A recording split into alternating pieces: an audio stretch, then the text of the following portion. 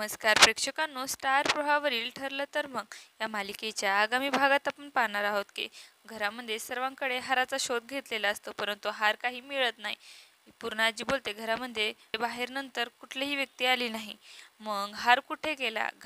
हार घरामध्येच असेल. तेव्हा अर्जुन बोलतो, म्हणजे याचा अर्थ कोणीतरी जाणीवपूर्वक माझ्या बायकोला त्रास देण्यासाठी हा हार घेतलेला आहे.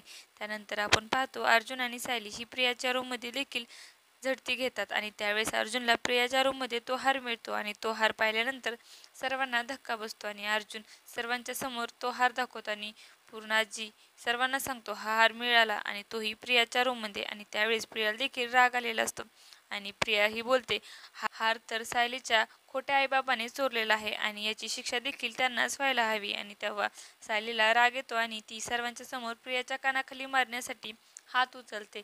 तेव्हा अश्विन हा तिचा हात पकडतो व तेव्हा झटकारावून लावतो आणि त्यावेळेस सर्वजण अवाक होऊन अश्विन आणि प्रियाकडे पाहू लागतात.